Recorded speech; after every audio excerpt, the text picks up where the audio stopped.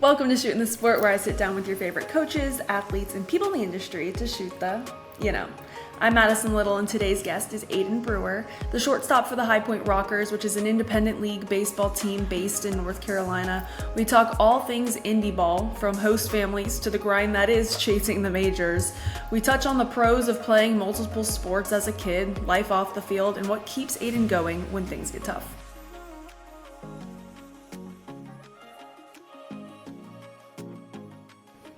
Hello, Aidan Brewer, and welcome to Shootin the Sport. Thank you for having me. I wanted to have you on. Obviously, I've been working with the High Point Rockers, filling in a little bit this season, and I was asking around the front office, and I was like, okay, I want a player on because I'm really fascinated by indie ball. And they were all like, Aidan Brewer, he's the funniest guy on the team. So now you have high expectations. You have to make me laugh.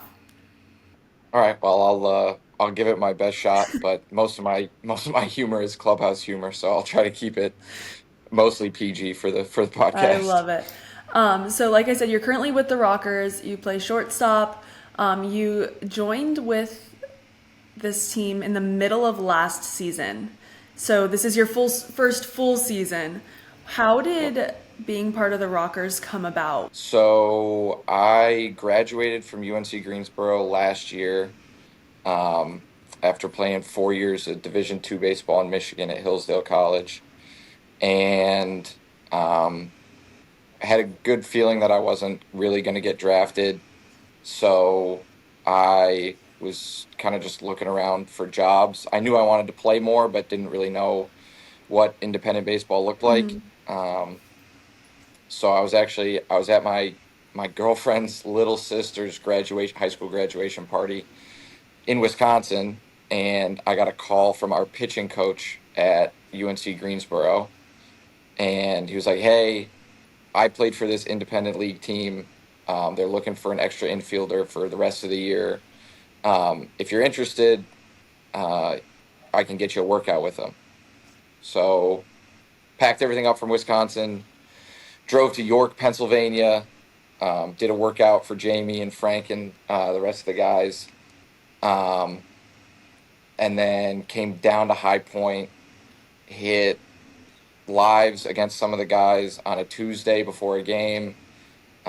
Jamie brought me into his office, signed me, and that's how it all started. Played the rest of the year, and then kind of trained during the off season, knowing that this was going to be where I started, and I've been here ever since. And when you're making that jump from college baseball, where you have a rigorous schedule, but it's not quite as intense in terms of traveling and playing 6 days a week, how was that adjustment being thrown in the middle of the season? Yeah, it was crazy,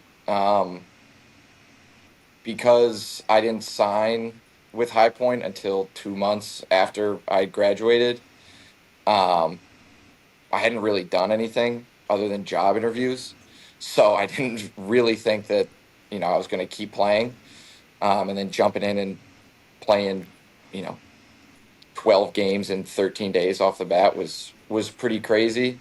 And then getting into it for a full year this year has been a huge learning experience. I'm young, thankfully, so my body bounces back, but it's a pretty wild schedule, especially playing on travel days and all that stuff, getting off of 7-hour bus rides and putting on your cleats and rolling out there and playing. It's pretty insane, but you know I'm getting paid to play a sport that I love, so I can't complain about it. Right. If you weren't playing baseball right now, like what kind of jobs were you interviewing for? A whole bunch of random ones. Um, some financial analyst ones, some economic analyst ones, some consulting ones.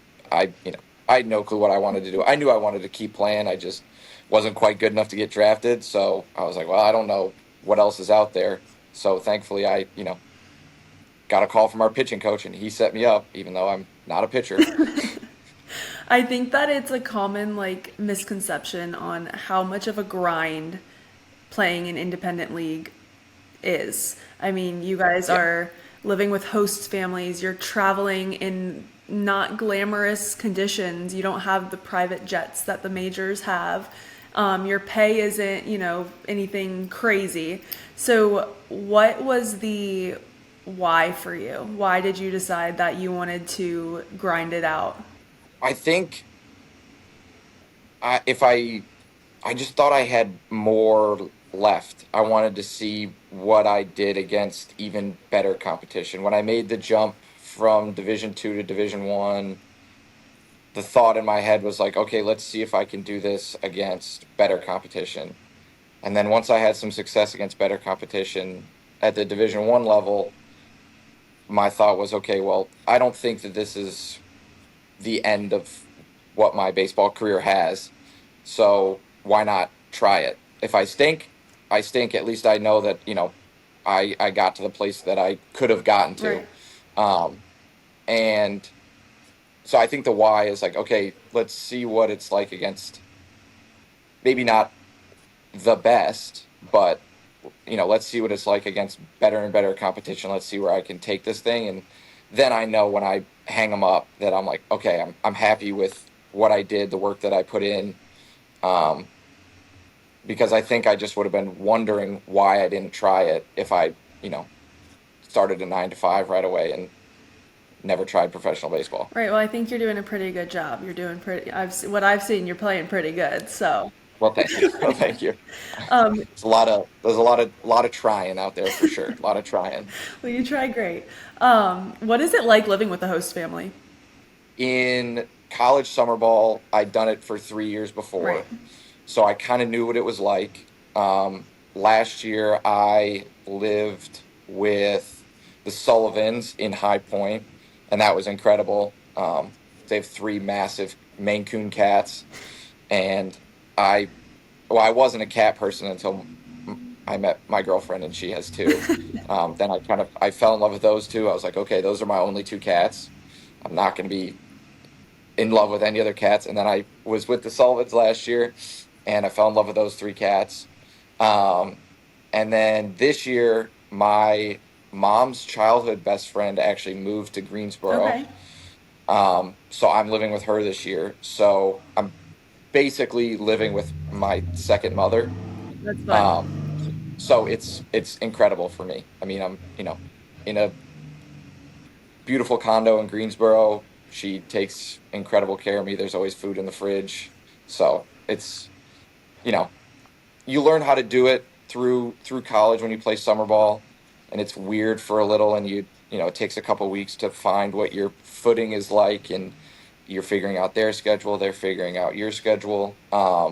But then once you kind of get into the rhythm of things, it starts to feel like a second, third, fourth, or fifth home, depending on Right. how many years you do it for. Right. I hear all these stories. Obviously, being immersed in the High Point community, I've met a lot of the host families that have been doing it for years, and they all stay in contact with their host kids, and they're just like extended family. So it's really cool to see that those relationships aren't just transactional in season. Yeah, yeah, and we Jamie does such an incredible job of getting guys on the team that are not only good baseball players, but that are good guys. Um, and so, we have a much easier time kind of integrating into a new lifestyle with a host family. Um, but yeah, I keep in touch with almost every single host family that I've had, um, whether it's you know, a son or daughter from the host family that I keep in touch with that was younger that I built a relationship with, or whether it's with the parents or, um, now obviously living with Sally, it's, it's not difficult to keep a relationship Right. because, well, I've known her since I could remember knowing someone. So Yeah, I love that. I think it's a great way for younger kids to, when they have a professional athlete living with them, like what a great example for these younger kids, especially if they're wanting to play baseball or wanting to pursue anything at a high level, really. It's such a great dynamic to have, and I just think it's so cool, and I wish more people would be open to being host families. yeah, me too. And I grew up just outside Ann Arbor, Michigan. And when I was growing up, the U.S. National Development Program played out of the hockey rink that I grew up playing at. And so they're a bunch of 17 and 18-year olds um, playing hockey at the highest amateur level, and a bunch of my buddies' families were host families for them, and so they're around former NHL or soon to be NHL superstars, um, and so I would go over and hang out with them, and Cole Caulfield's at the house or Trevor Zegras is at the house. All these incredible names that people now know as NHL Right. superstars. They're as 18-year-olds hanging out with me and my buddies at 8, 9, 10. So um, the host family experience it's incredible. It's amazing that people open their houses to us because, like you mentioned before, the pay in indie ball is not quite glamorous enough for us to really afford housing on our own unless you get really lucky. Um, and so, people opening their houses to us, I think the least we can do is form some relationship with them and become a small part of the family for a month or 6 months or 2 years, however long you live with them. Right. And I know you mentioned hockey. You grew up playing hockey as well. What was your childhood like in terms of athletics? Were you always an athletic kid? Was that something your parents preached to you? Yeah, um, I joke that I didn't do a single thing from the time I was 6 until the time I was 18, other than sports or school. Um, I was a pretty nerdy kid, so if I wasn't playing hockey, tennis, golf, or baseball, I was studying. Um, but yeah, so my dad's side of the family's from Virginia, and my mom's side is from Michigan. Um, so I got the cold weather sports on my mom's side. I played hockey a lot growing up, all the way through high school, um, and then tennis and baseball from my dad's side. And my mom was a college golfer, so golf from her side of the family as well. So um, pretty much for every season of the year, I was wrapped up in some sport, doing it all the time. But it's what I love to do. Right. So I I'm thankful that my parents were willing to chauffeur me around everywhere and let me play as many sports as I did. It was pretty I awesome. think it's awesome when kids get the opportunity to play sports year round and do a variety of sports. Obviously, golf is very different than baseball, but they complement each other. And I feel like that's almost like a lost art these days, as kids are starting to specialize in a specific sport a lot earlier. What do you feel like?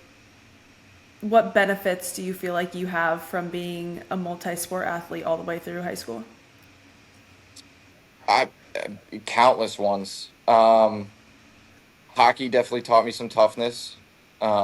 There's no way that you can, you know, I mean, high school hockey, it's not like I'm getting beat up all the time, and I hated getting hit. So I'm not claiming to be one of the tough guys, but you get bumps and bruises, and you have to play through contact and all those things. Um, Golf definitely teaches you some mental fortitude. It's frustrating when the ball's not moving and you still can't hit it how you want to. Um, Tennis, there's some athletic benefits, but I think the biggest thing is that I never got burnt out from one of the Right. sports. I was always so excited to play it when that season came around. I think a lot of these kids that are specializing in sports early, they just get burnt out when you do it year round, year in and year out. Um, I mean, I'm finally for the first time like really playing baseball for an entire year, and it's tough. I can't imagine what it would be like if at 12 my parents told me that I was going to play 100 baseball games in a year, and the other 5 months I was going to just train for baseball. And I get it because sports are getting super super super competitive, especially at the youth levels. Getting your foot in the door on good travel teams or good high school teams, it's not as easy as it was. Um, so parents or kids feel like they have to specialize super early. But playing a bunch of sports it teaches you more about the sport, that if you do end up playing one professionally, it teaches you more about it than you would if you just, sat in a baseball facility and Right. trained year round. You learn to kind of, I was comfortable in my decision when I chose baseball over hockey. Um, because I was like, okay, yeah, this is the one that I really love. It was difficult for sure because I really loved hockey too. Um, but if I had been, doing baseball year in and year out for my entire high school career and not playing anything else, I probably would have just gone to college and not played it. I would have been like, okay, Right. I had enough baseball. I'm good now. But when I picked baseball full time, I was like, okay, now I'm ready to go in full time. I was mature enough to make that decision. Um, so, you know, being a multi-sport athlete outside of the athletic benefits, I think it's just the mental benefit of knowing that, okay, yeah, this is what I'm willing to dedicate some time to now, as opposed to, okay, I got to go back to another baseball session. Okay, I got, lifting again today. Right. This is getting monotonous. So just the mental side of like, okay, I'm ready. Like I'm good to do this. I've played the other sports. I know this is the one that I love. Now I can go 100% into it. When did you have to make that decision, hockey or baseball? Spring of my senior year of high school. Oh, so it was like very late in your college or your high school career that you were like, okay, baseball is what I'm gonna do. Yeah, so junior year of high school, I had some baseball and hockey offers rolling in, some juniors ones for hockey, and then some junior college and Division II offers for baseball. Um, and so I didn't really know what I wanted to do.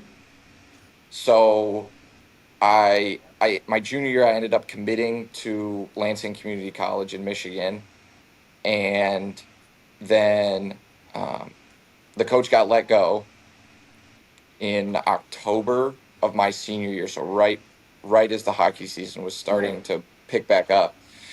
And I was like, okay, well, now I really don't know what I want to do. I don't have a baseball school to go to anymore.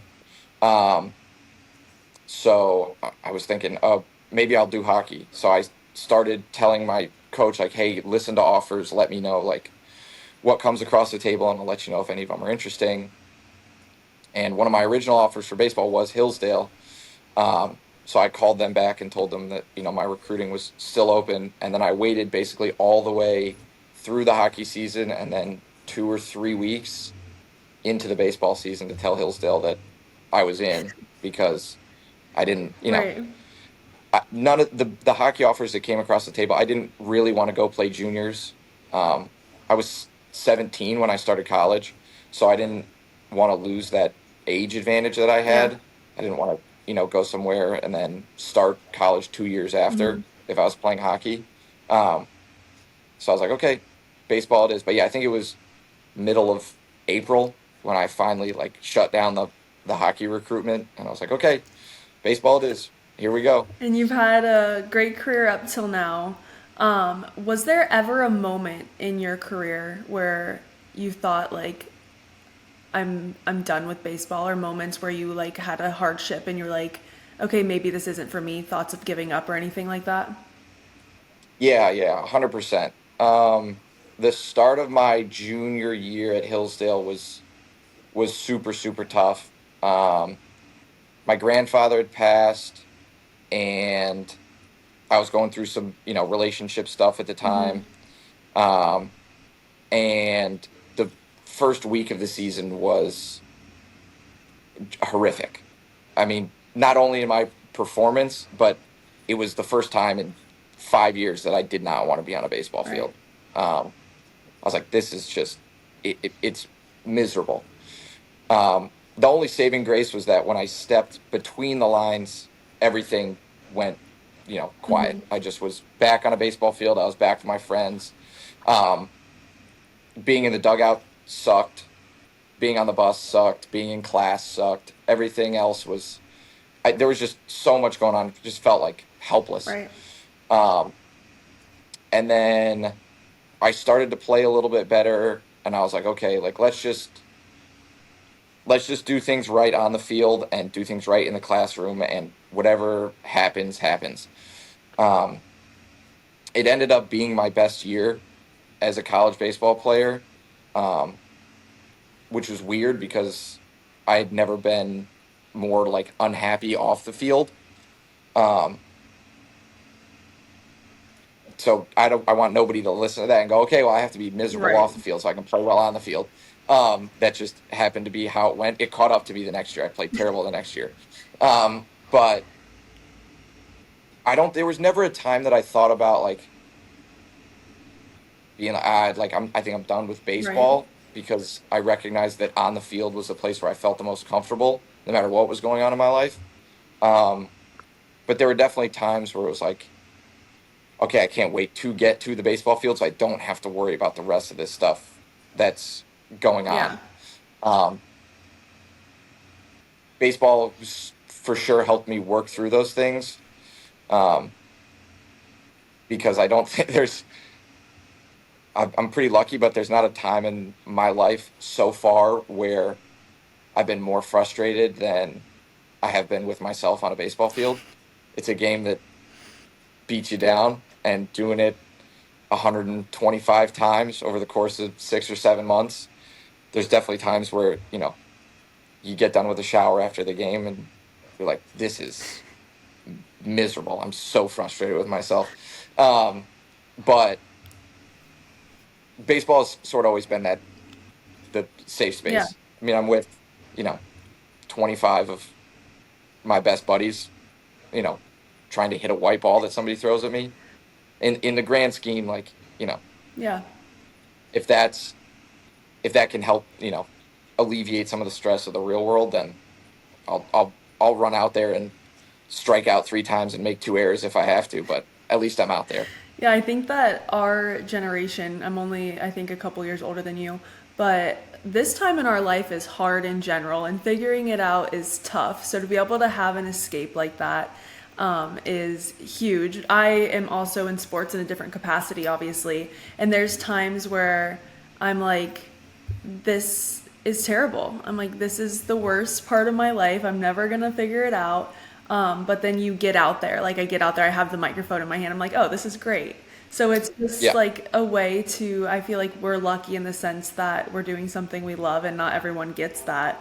When you're in these tough moments, do you have like a personal like mantra or something that inspires you to keep going? I would say two things. One is more serious and one is not serious at all.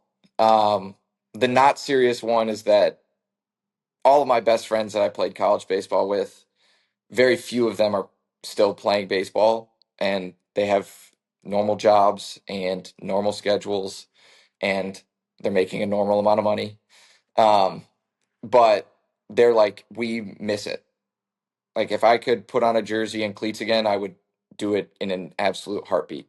Like, the fact that you talking to me, that you get to keep doing this, like, just keep doing it. Like, we know how hard it is, but just Right. keep doing it. Like, if we could go back, we would. So that's part of it where I'm like, okay, like, I know that I have all these guys in my corner. I know they're rooting for me. Um, that they wish they could be here. Like, I know it means I just don't take it for granted. Right. That's sort of like okay, that, I get to keep doing this, not I have to go to the Yeah. ball field again today. Like, I get to go in there again today, whether I play incredible or whether I play awful. I still got to go to the ball field. The other one is just that I I know how hard my grandparents and my parents worked to, you know, put me through school and give me the opportunity to play all these sports. Um, so just making the most of it so their effort doesn't go to waste, I think. Um, I know how hard all of them have worked, and I know how hard all of them have supported me. So for me to be like, oh, well, I feel bad about myself because I didn't play well today, or because I've had a bad week stretch or a bad 2 week stretch, like, it doesn't matter. Right.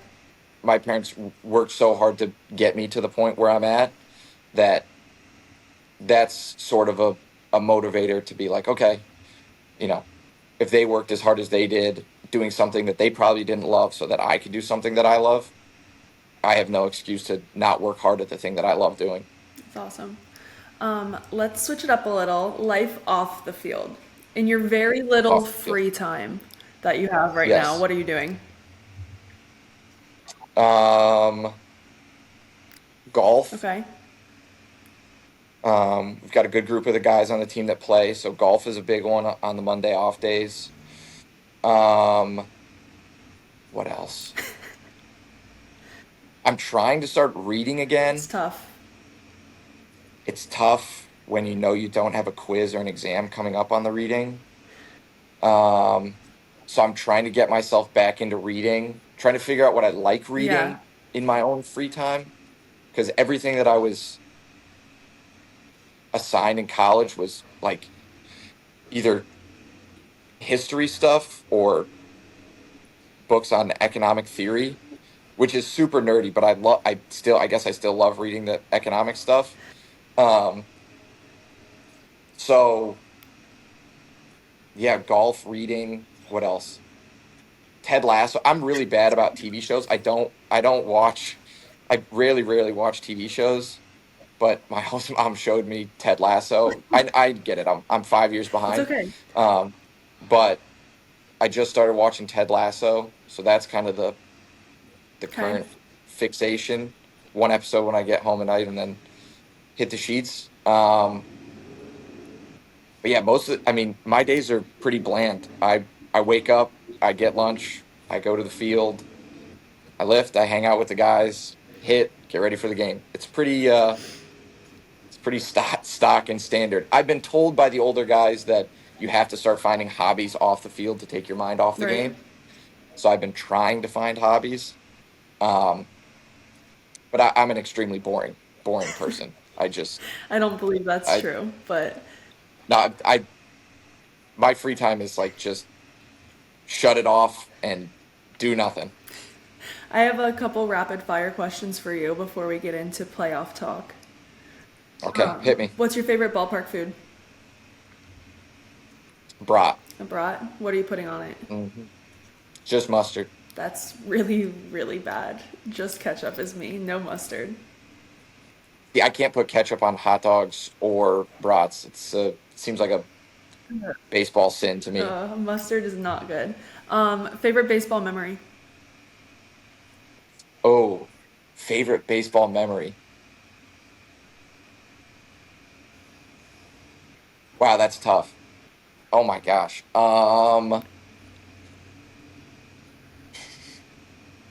I got two. One's me and one's my buddy. I hit a walk-off homer to clinch our spot in the GMAC tournament my sophomore year, and then my fifth year, my buddy Jake Ogden hit a walk-off homer to clinch our spot. Actually, to clinch the number one seed in the SoCon tournament. Nice. That was sick, and I was on second to watch that, so that was sick. Who is your MLB team? Detroit Tigers. Who's your favorite MLB player?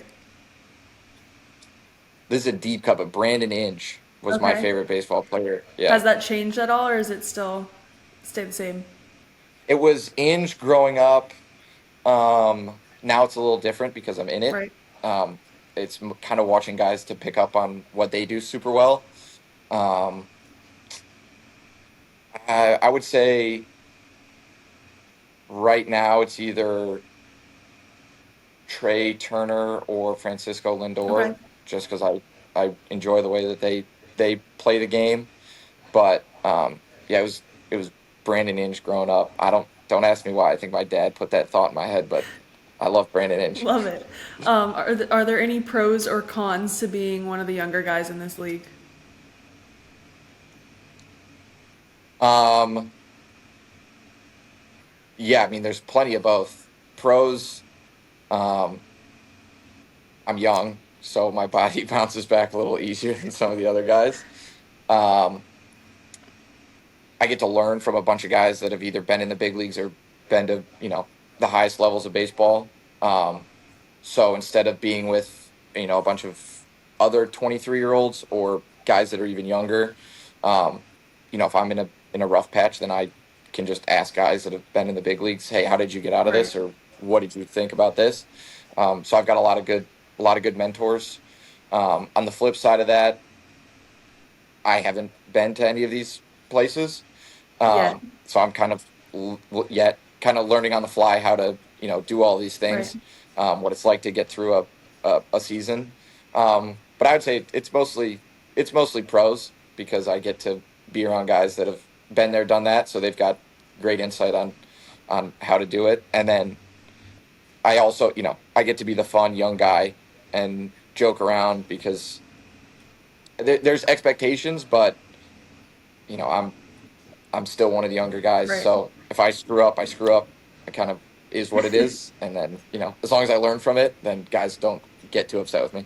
You're almost done with your regular season with the Rockers, and then you guys will go into playoffs. You won the first half, clinched playoffs early. So I've noticed you've been coaching at first a little bit, taking a break, Yep. rehabbing a bit. What hmm are the conversations in the dugout heading into playoffs this year?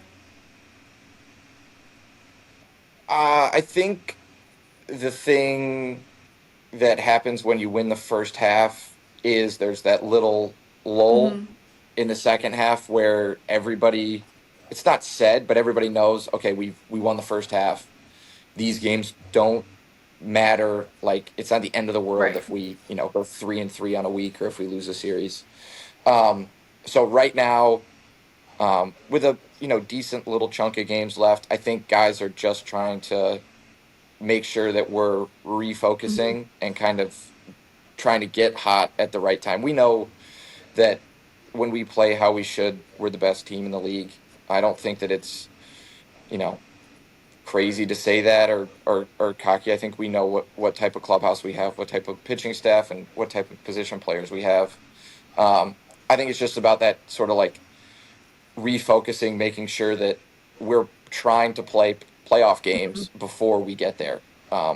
We've had a few close games the past couple of nights, um, battling down early last night and coming back and winning that one, and then holding on to a lead the night before.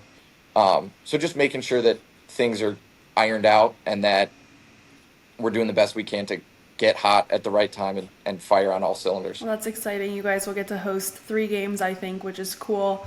And I'm sure that everyone will be watching you guys. Last question from me. What is one word you would use to describe your baseball journey so far? Lucky, Love it. Love it. very, very lucky. Yep. Well, thank you so much for coming on today. This is fun. Yeah, thank you for having me. This was a bunch of fun, and I might not be as illustrious as the banana ball guy or John Reese Plumley, but I'm always down, I'm always down for a conversation. So I'm No, glad you had me you're on. great, and this will just be good for when you make it to the majors in a couple years. I got you first. All right, well, we'll have to circle back when I get to Of the bigs. course. Of course. Well, I will see you in a couple hours for game 3 of our 6 game homestand. Yep, absolutely. I'll see you at the ballpark soon.